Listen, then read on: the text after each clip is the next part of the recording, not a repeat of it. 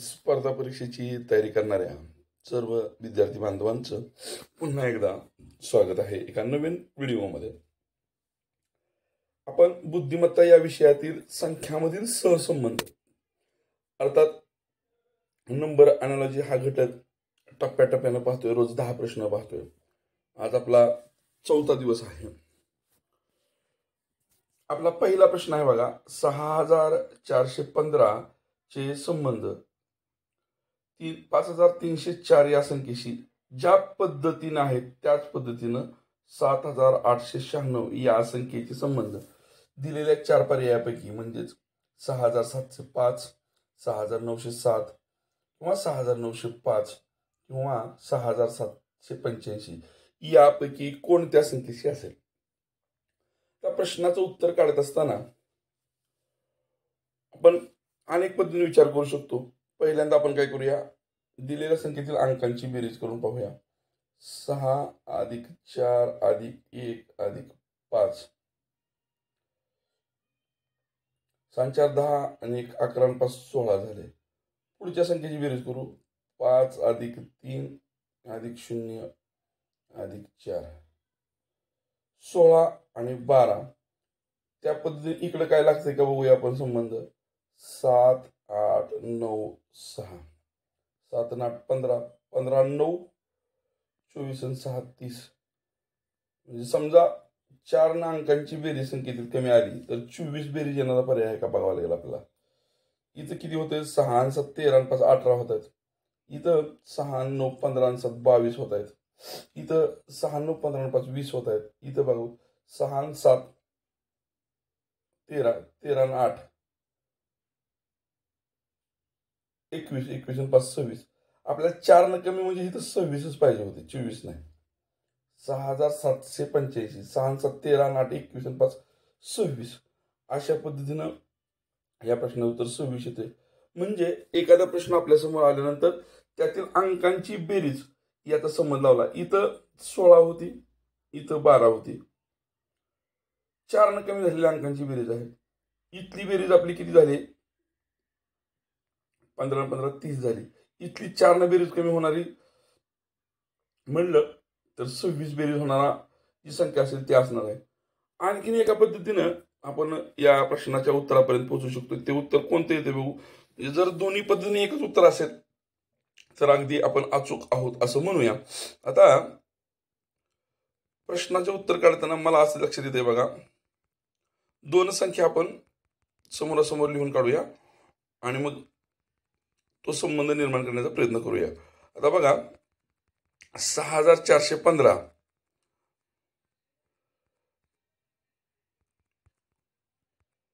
6415 या संख्येतलं एकक, दशक, शतक आणि हजार स्थान आहे. पुढे बघा, हे हजाराचं स्थान 1 न कमी झाले. हे शतक स्थान 1 न कमी झाले. हे दशक स्थान 1 मधनं 1 गेला 0 राहिला आणि हे 1 न कमी झाले. म्हणजे प्रत्येक स्थानावरचा अंक 1 न कमी झालेला आहे. मग आता आपल्याला 7 8 9 6 या संख्येपासून पुढे 7 पेक्षा 1 न कमी 6, 8 पेक्षा 1 न कमी 7, 9 पेक्षा 1 न कमी 8 आणि या 6 पेक्षा 1 न कमी उत्तर काय येते, 6785. म्हणजे 6785 दिलेल्या पर्यायामध्ये आपला पर्याय क्रमांक 4 दिसतो. आपलं पहिल्याही पद्धतीने उत्तर 6785 आलं होतं आणि दुसऱ्याही पद्धतीने उत्तर 6785 आलं. याचा अर्थ आपण अगदी अचूक पद्धतीने विचार दोन्ही वेळेस केला होता. चला पुढचा दुसरा प्रश्न पाहूया. आता दुसरा प्रश्न आपल्या समोरचा असा आहे बघा, 456 या संख्येचा 15 या संख्येशी जो संबंध आहे त्याच पद्धतीचा संबंध 789 या संख्येशी कोणत्या संख्येचा असेल. या प्रश्नाचं उत्तर काढताना सुद्धा आपल्याला काहीतरी वेगळा विचार करूनच उत्तर काढावं लागेल.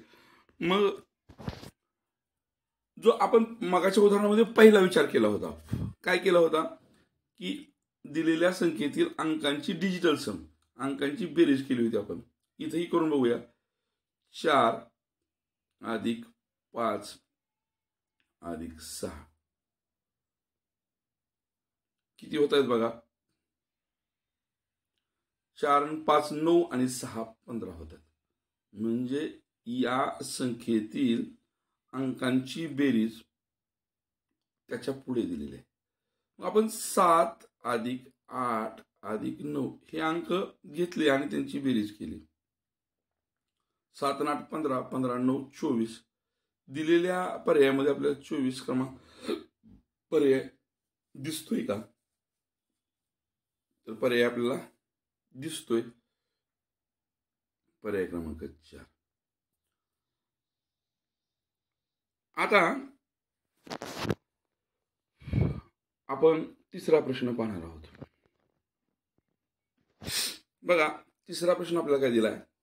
3 या संख्येचा 243 या संख्येशी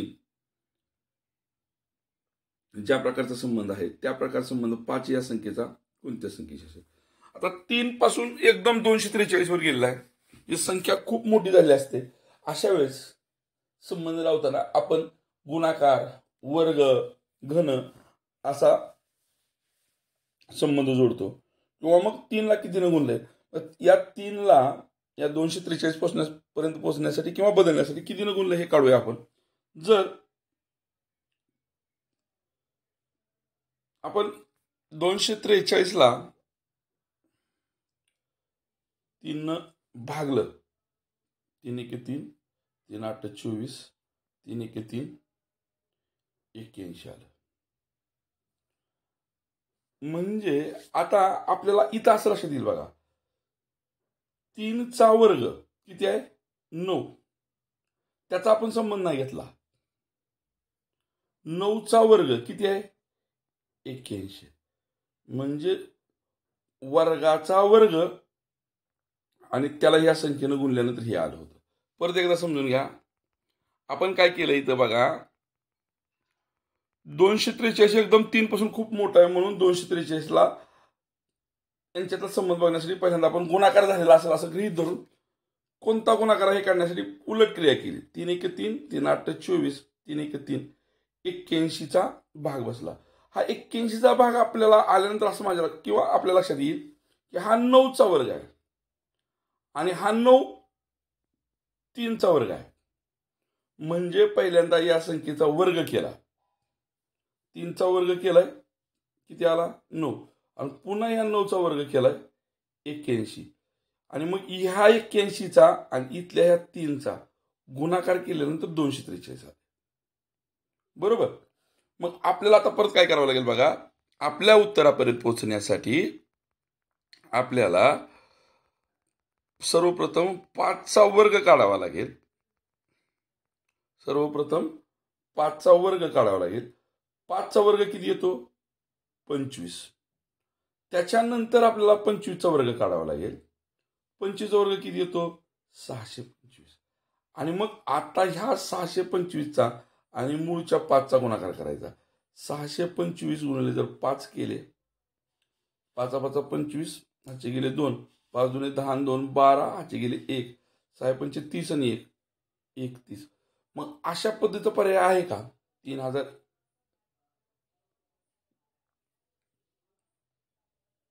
म्हणजे आपण आपल्या उत्तरापर्यंत पोहोचलेलो आहोत. चला पुढचा प्रश्न पाहूया.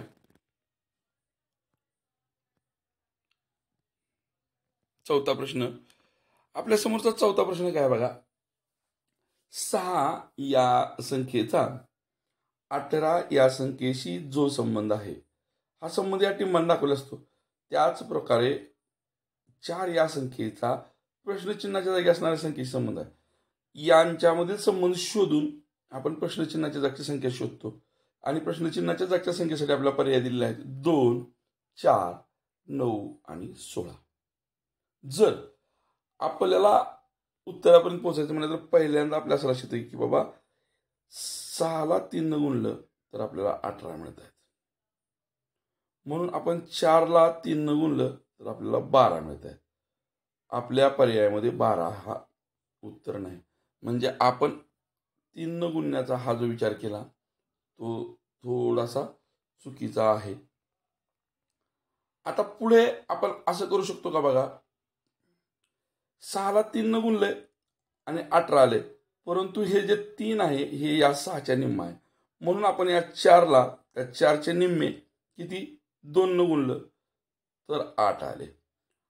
आपल्या पर्यायाकडे 8 हे सुद्धा नाही, म्हणजे आपण हा सुद्धा विचार चुकीचा केलाय. मग आता काय करावं लागेल बाबा, 6 पासून 18 पर्यंत पोहोचण्याचे आपण 2 मार्ग शोधले, दोन्ही चुकीचे होते. बघा मी सांगतो तुम्हाला, 6चा वर्ग किती आहे मित्रांनो, 36. आणि या 36 मध्ये जे डिजिट आलेले आहेत किंवा अंक आले ते आहेत 3 आणि 6. यांचा मी गुणाकार केला तर तो मला मिळाला 18. म्हणजे मी काय केलंय, पहिल्यांदा याचा वर्ग केला तो 36 आला. 36 मध्ये जे 2 अंक होते 3 आणि 6 त्यांचा मी गुणाकार केला तर मला 18. म्हणजे मला उत्तरापर्यंत पोहोचण्यासाठी 4चा वर्ग करावा लागेल. 4चा वर्ग किती, 16. आणि या 16 मधील अंकांचा गुणाकार करावा लागेल. 1 गुणिले 6 म्हणजे 6 आले. आणि मग 6 पर्यायामध्ये आहेत का, तर आपल्या समोर दिलेल्या पर्यायामध्ये पर्याय क्रमांक 2 हा 6 दाखवतोय. अशा पद्धतीने आपण आपल्या योग्य उत्तरापर्यंत पोहोचलेलो आहोत. चला पुढचा 5वा प्रश्न पाहूया. हा 5वा प्रश्न. आता 1 या संख्येचा 4 या संख्येशी जो संबंध आहे त्याच पद्धतीनं प्रश्नचिन्हाच्या जागी असणाऱ्या संख्येशी 64 या संख्येत कोण संबंध असणारी संख्या कोणती आपल्याला शोधायची आहे. ह्या प्रश्नाचं उत्तर काढताना आपण विचार करून, खरं तर हे सगळेच प्रश्न स्टाफ सिलेक्शन कमिशन म्हणजे केंद्र शासनाच्या नोकरीसाठी ज्या परीक्षा घेतल्या जातात त्या परीक्षेतले आहेत. आणि अशाच प्रकारचे प्रश्न सगळ्या स्पर्धा परीक्षांना असतात. थोडीफार काठिण्य पातळी कमी जास्त असू शकते.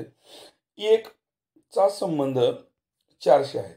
हे 4 वर्गसंख्या आहे, 1 वर्गसंख्या आहे, हे 64 वर्गसंख्या आहे. परंतु दिलेल्या पर्यायामध्ये वर्गसंख्या नाही.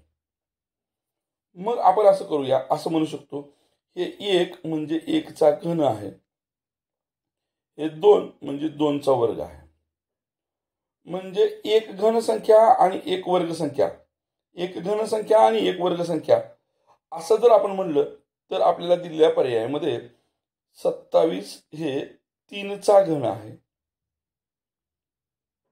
आणि 64 हे 8चा वर्ग आहे. 1 घन संख्या आणि 1 वर्ग संख्या,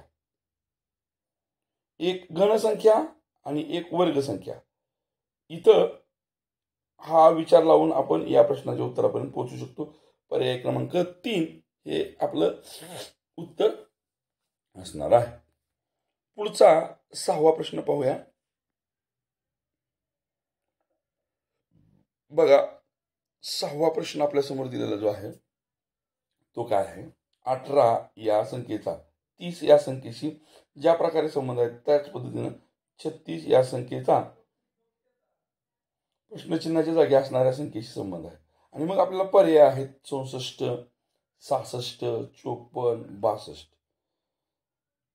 जर आपण आपल्या प्रश्नचिन्हाच्या जागी असणाऱ्या संख्येच्या शोधासाठी या 2 संख्यामध्ये संबंध लावायचं ठरवलं तर काय करता येईल बघा.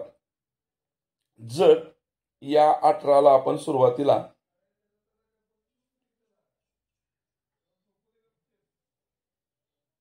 3 न भागलं तर आपल्याला मिळाले 6 आणि या 6ला परत आपण 5 न गुणलं तर आपल्याला मिळाले 30. इथेही तसंच करूया आपण. 36ला आपण 3 न भागूया, आपल्याला मिळतील 12. गुणिले 5 केले तर आपल्याला मिळतील 60. परंतु आपल्या पर्यायामध्ये 60 हा पर्यायच नाही.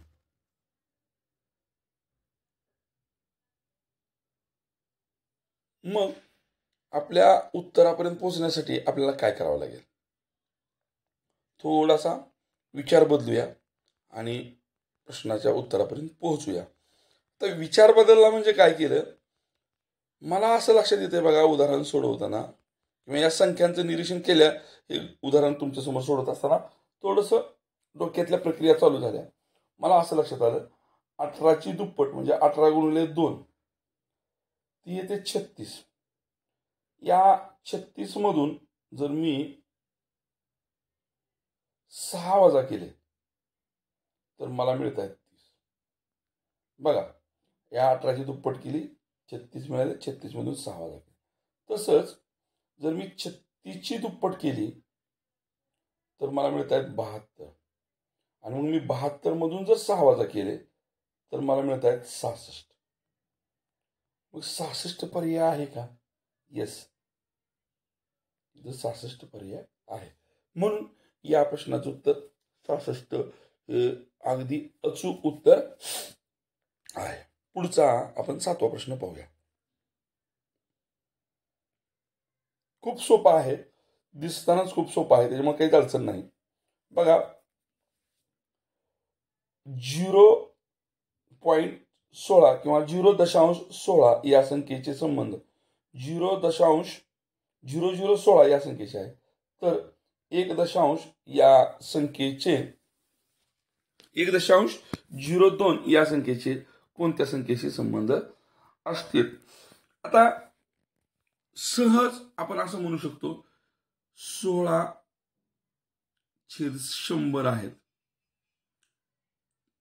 त्याचा संबंध 16/1000 आहे. इथं सुद्धा आपण असं म्हणू शकतो 102 या संख्येचा संबंध किंवा 102 हे असं लिहू शकतो आपण. हे जे आहे ते असं लिहू शकतो, हे जे आहे ते असं लिहू शकतो. त्या पद्धतीने हे असं लिहिलं म्हणजे आता पुढे काय होणार आहे, 102 अंशस्थानी राहणार आहे आणि छेदस्थानी 4 मग हीच संख्या परत आपण हे जे आलेलं आहे दशांश रूपात लिहिताना काय करतो, दशांश 1च्या पुढे किती शून्य आहेत मोजतो, 1 2 3 4. म्हणजे दशांश चिन्हाच्या स्थान हे त्या संख्येतील उजवीकडील अंकापासून चौथं आहे. म्हणजे ते आपल्याला असं लिहावं लागेल 0 1. आता इथं 3 संख्या आहेत म्हणजे चौथं स्थान निर्माण करण्यासाठी आपल्याला मनाने 1 0 घ्यावं लागेल, दशांश चिन्ह द्यावं लागेल आणि त्याच्या पुढे 0 लिहावं म्हणजे 0.1 0.0102 0.102 आपल्याला पर्याय दिसतोय, पर्याय क्रमांक 3. किंवा हे दुसऱ्या पद्धतीने बघा, सहज, अगदी सहज. हे एवढं समजून घेण्यासाठी का सांगितलं तर त्याच्याबरोबर तुमची दशांश अपूर्णांकाची संकल्पना थोडीशी आणखीन दृढ होईल. आता इथं काय सांगितलं बघा, 0.16 दशांश नंतरचे किती घर आहेत, 2. पुढे त्याचा संबंध होताना दशांश चिन्हानंतर 4 घर आहेत. म्हणजे इथं 1.02 मध्ये दशांश चिन्हानंतर किती घर आहेत, 2च आहेत. म्हणजे पुढे ती घरं किती होणार, दशांश चिन्हानंतर 4 होणार. आणि मग दशांश चिन्हानंतर घरं 4 होण्यासाठी हे 3 लिहून 1 0 वाढवावं लागेल आणि मग आपल्याला मिळतील 0.0102 आणि जे की पर्याय क्रमांक 3 मध्ये लिहिलेला आहे. अशा पद्धतीनं दोन्ही पद्धतीनं हे फक्त मांडण्याची पद्धती वेगळी आहे. 0.16 म्हणजे 16/100 अशी संकल्पना वापरून हे प्रश्न सोडवायचे आहेत. पुढचा 8वा प्रश्न, 68 या संख्येचा 130 या संख्येशी जो संबंध आहे त्याच पद्धतीचा संबंध प्रश्नचिन्हाच्या जागी असणाऱ्या संख्येचा 350 या जागी असणाऱ्या प्रश्नचिन्हाच्या जागी असणाऱ्या संख्येचा 350 या संख्येशी आहे. आता 68ची दुप्पट 68 गुणिले 2 केलं तर 136 येतात आणि त्यातून 6 वजा केले तर आपल्याला 130 मिळतात. इथं आपण उलट जाणार आहेत, त्याच्यामुळे इथल्या क्रियाच्या उलट क्रिया कराव्या लागणार. म्हणजे 350 कधी मिळलं आपल्याला, कशातून 6 वजा केल्यावर 350 मिळलं तर 356 म्हणून. आणि मग 356 ही कशाची दुप्पट आहे. आता उलट चाललोय ना आपण. 356 कशाची दुप्पट काढण्यासाठी काय करावं लागेल, 356 भागिले 2 करावं लागेल. 1 परत 7 परत 8 178. 170 is not available in the options, so we are wrong. आपल्याला दिशा बदलावी लागेल, विचार बदलावा लागेल. आणि मग विचार बदलताना मी नेहमी जेव्हा सांगतो वर्गामध्ये समसंबंध, संख्या मालिका, गटात न बसणारी संख्या ओळखा, अशा प्रश्नांमध्ये आपल्याला वर्ग घन या संख्या पाठ पाहिजे. मला इथं असं लक्षात यायला लागलंय बघा, ही संख्या 4चा घन 64 च्या अधिक जवळचे आहे. त्याच्यात काय केलंय, 4च मिसळले आणि 68 मिळवले. पुढची संख्या बघा, 5चा घन 125 मध्ये तीच संख्या मिसळली आहे, बरोबर, 130. आता 4 नंतर लगेच 5 आहे. इथं काय घडलंय बघूया आपण. 350 ही संख्या कशी मिळते बघा, 7चा घन हा 343 आहे आणि त्याच्यात जर 7 अधिक केले तर आपल्याला 350 मिळतात. मग आता याच्या आधीची संख्या इथं बघा, इथून याच्या आधी संख्या म्हणलं तर 5च्या घनाच्या आधी 400, म्हणजे इथं 7च्या घनाच्या आधी म्हणजे 6च्या आधीची. 6चा घन असतो किंवा आहे 216. त्याच्यात आधी किती करावं लागतील आपल्याला, 216 केले, इथे 216 आहे, दांडी उडते. अधिक 6 करायचं, लक्षात ठेवायचं आहे. त्याच्यात अधिक 6 केले तर आपल्याला मिळत आहेत 222. आहे का पर्याय 222? Second option is 222. So we are in right direction. अशा पद्धतीने आपण योग्य उत्तरापर्यंत पोहोचलेलो आहोत. म्हणजे समसंबंध, संख्यांची मालिका किंवा संख्या गटात न बसणारी संख्या शोधायची असेल तर घनसंख्या, वर्गसंख्या, त्यांच्या जवळपासच्या संख्या ह्या आपल्याला तोंडपाठ असल्या पाहिजे आणि निरीक्षणावर कळल्या पाहिजे, म्हणजे आपला वेळ वाचतो. चला 9वा प्रश्न बघूया. 9वा प्रश्न खूप सोपा आहे, त्यात विचार करण्यासारखं असं काहीच नाही, तरीही आपण बघूया. इथं 169चा 13शी जो संबंध आहे त्या पद्धतीने 289चा कशाशी संबंध आहे. एखाद्या विद्यार्थ्याचे वर्ग पाठ असतील तर अगदी सेकंदात, 2 सेकंदात, म्हणजे तिथला जो तुम्हाला दिलेला सर्कल आहे तो गिरवण्यासाठी जेवढा वेळ लागला तेवढाच वेळ फक्त या प्रश्नाचं उत्तर सोडवण्यासाठी लागतोय. आता काय बघा, या 169चं वर्गमूळ 13 आहे, किंवा आपण असं म्हणू शकतो उलट भाषेत, या 13चा वर्ग 169. मग आपल्याला इथं वर्गमुळात 289 जर लिहिलं म्हणजे 289चं वर्गमूळ आहे 17, म्हणजे पुढे काय येणार आहे 17, किंवा आपण असं म्हणू शकतो 17चा वर्ग 289 आहे. आणि म्हणून या प्रश्नाचं उत्तर 17, पर्याय क्रमांक 2. आणखीन आपण प्रश्न काही बघणार आहोत. आपला 10वा प्रश्न बघायचा आहे. चला 10व्या प्रश्नाकडे जाऊया. बघा, 10व्या प्रश्नामध्ये आपल्याला काही संख्या दिलेत, त्या संख्या 122 आणि 170 यांच्यामध्ये काही संबंध आहे. तशाच प्रकार संबंध 290 आणि प्रश्नचिन्हाच्या जागच्या संख्येच्या आहे. बघूया कसं जोडता येईल संबंध. आता 122 आणि 170 खूप थोडी वाढ झाली आहे, आपण वाढच बघूया. 170 मधून जर 122 वजा केले तर आपल्याला मिळत आहेत 148. सॉरी 48, 148 ना 48, म्हणजे 48चा फरक आहे. इथं 290 वजा जर 48 केले 252 मिळतात. नाही, म्हणजे फरकावरून आपण काढू शकत नाही.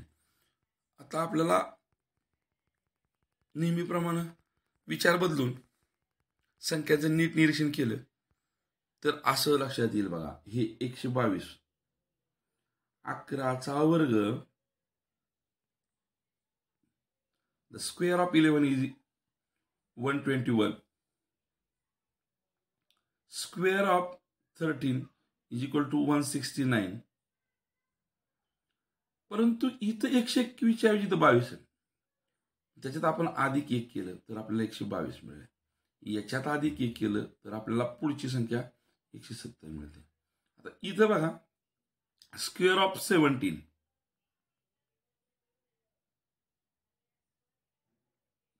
289 प्लस 1 इज इक्वल टू 290. 11चा झाल्यानंतर 13चा घेतलाय, 17चा झाल्यानंतर कितीचा घ्यायचा? तर क्रमाने पुढची येणारी विषम संख्या घेतलेली आहे. So we are taking here 19. Square of 19 is equal to 361 plus 1 is equal to 362. म्हणजेच 17 नंतर आपण पुढची विषम संख्या 19 घेतोय आणि 19चा वर्ग करतोय. 19चा वर्ग आहे 361 आणि त्या 361 मध्ये आपण अधिक 1 केला तर आपल्याला 362 मिळतात. आणि दिलेल्या पर्यायामध्ये पर्याय क्रमांक 1 362 आहे आणि म्हणून आपलं उत्तर 362 या ठिकाणी बरोबर आहे. आणखीन एक प्रश्न पाहूया. विद्यार्थी मित्रांनो, आपल्या समोरचा आजचा एक बोनस प्रश्न आपण घेतलेला आहे. एक्स्ट्रा आपल्या प्रश्नपत्रिकेशिवाय. बोनस म्हणजे आपल्या प्रश्नपत्रिकेशिवाय. इथं काय दिलंय बघा, ए, बी आणि सी ही 3 अक्षरे दिलीत. त्यांचा 36शी ज्या प्रकारचा संबंध आहे त्या प्रकारचा संबंध या बी सी अक्षराचे क्रम बदललेत. बी सी ए या अक्षरांचा कोणत्या संख्येशी असेल आणि त्यासाठी आपल्याला पुन्हा पर्याय दिलेत 28, 36, 40, 32. मग या ए बी सी आणि 36 याचा काय मेळ लावावा लागेल की बाबा आपल्याला 36 मिळेल. आणि मग हे समजून घेताना आपल्या लक्षात येईल की बाबा एबीसीचे एबीसीडीतले क्रमांक आहेत 1, 2, 3 आणि यांची बेरीज केली तर ती बेरीज होते 6. या बेरजेचा वर्ग केला तर 36 मिळते. त्याच पद्धतीनं पुन्हा आपल्याला दिलेला आहे बी सी ए, बी 2 अधिक 3 अधिक 1. काय क्रम बदलून जर बेरीज केली तर बेरीज 6 येते आणि मग त्याचा वर्ग केला तर तो येतोय 36. अशा पद्धतीनं आपण याही प्रश्नाचं उत्तर काढलेलं आहे. आणखीन एक प्रश्न पाहूया आणि थांबूया. आपल्यासमोर विद्यार्थी मित्रांनो परत एकदा एक समसंबंधाचा प्रश्न आहे, परंतु तो अक्षर आणि संख्या किंवा अंक अशा पद्धतीचा आहे. आपल्याला रॅट या शब्दाचा संबंध या संख्येशी दिलेला आहे. तर गॉड या संख्येचा संबंध कोणत्या संख्येशी येईल असा हा प्रश्न आहे. तर हा प्रश्न सोडवायचा म्हटलं तर आपल्याला यांचे एबीसीडीतले अल्फाबेटिकली नंबर माहित पाहिजे. अल्फाबेटिकल नंबर माहित असण्यासाठी आपण इजोटी, EJOT आणि Y ही अक्षरे लक्षात ठेवायची. ईचा नंबर आहे 5, जेचा नंबर आहे 10, ओचा आहे 11, टीचा आहे ओचा आहे 15, टीचा आहे 20 आणि वायचा आहे 25. टीचा 20, एचा 1, OPQR, ओचा 15, P 16, Q 17 आणि R 18. मग आता बघा 18ला 18 आरचा आला इथं नंबर, 1ला 1 इथं नंबर आलाय आणि टीचा 20 नंबर आला. सोपं आहे. आता याच्यावरून आपल्याला जीचा नंबर मिळेल. जीचा 5 नंबर आहे. ईचा 5 नंतर ई नंतर एफ आणि जी म्हणजे जीचा नंबर 7 आहे. ओचा नंबर आपण इथंच बघितलं 15 आहे. 7, 15 आणि डीचा नंबर 4 आहे. म्हणजे 7, 15 आणि 4 कुठे दिसतंय पर्यायात आपल्याला 7, 15 आणि 4 म्हणजे पर्याय क्रमांक 1 हा या प्रश्नाचं अचूक आणि योग्य उत्तर आहे. समजून घ्या. ज्यावेळेस अक्षरांचे क्रम आपल्याला लक्षात ठेवायचे त्यासाठी अशा पद्धतीने आपण लिहू शकतो. काय करायचं परत एकदा हे समजून घ्या. इझोटी ही अक्षरे लक्षात ठेवायची. कुठली? इझोटी. IZTOY. Y 25 आहे, O 20 आहे, 15 आहे. चुकलं. इझोटी चुकलं. इझोटी TY. हा, गडबड व्हायला संपवायचं आहे म्हणून. 15, 20, 25, 10 आणि 5. आणि मग याच्या आसपासचे आपल्याला याच्या आधीचे नंतरचे याच्यानुसार क्रम काढता येतात. आणि मग आपण इतर ते क्रम काढले. आता O वरून आपण आरचा काढला. ओच्या नंतर P आणि Q. PQR 16, 17, 18. आरचा नंबर 18 मिळाला. एचा नंबर 1 माहीत आहे आणि तो लिहिलाय. आणि परत टीचा 20 नंबर आहे, तो इथे लिहिला 18, 21. त्याचप्रमाणे जीचा ई नंतर जी आहे. ईचा नंबर 5 आहे. FG. जीचा नंबर 7. ओचा नंबर इथंच आहे 20. आणि डीचा नंबर 4 ईच्या आधी. त्याप्रमाणे 7, 1, 5, 4 असं आपण या प्रश्नाचं उत्तर काढलेलं आहे.